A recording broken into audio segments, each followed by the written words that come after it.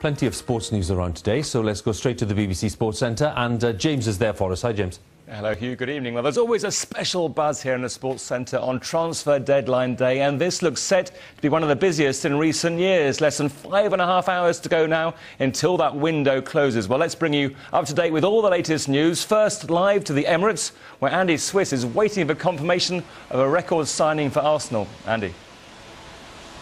£85 million transfer fee. Here's James.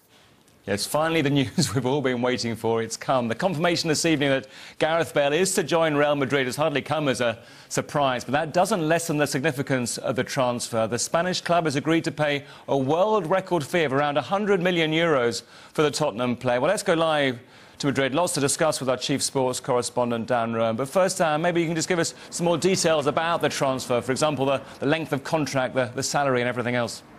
Well, it's a 6-year, and they'll take him to their hearts.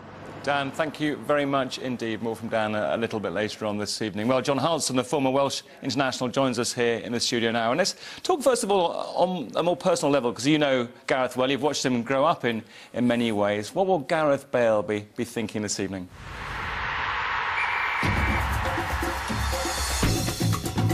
Hello and welcome to Sports Day. I'm James Pearce. Our headlines this evening.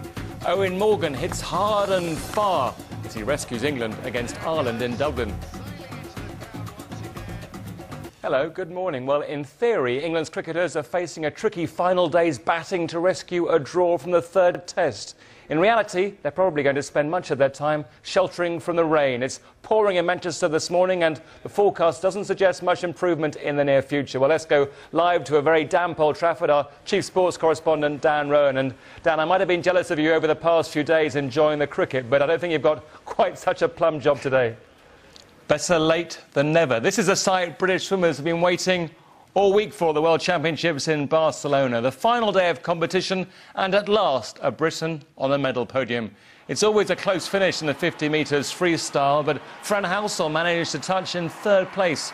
A bronze. So England really can win penalty shootouts, even if this one was in hockey rather than football. England's women have beaten the Olympic champions, the Netherlands, to reach their first European final in 22 years. The Dutch were dominating proceedings, but gifted England a surprise lead. Thanks. Before I go, time for a quick look at the stories making tomorrow morning's back page headlines. Lots of football, of course. Let's start by having a look at the Sun. Well, taking the mickey really out of Arsene Wenger, saying it was his worst nightmare. Another £25 million to spend, of course, as a result of going through, or almost certainly going through, in the Champions League. But then if we go on to the Mirror, you'll see some more specific transfer speculation.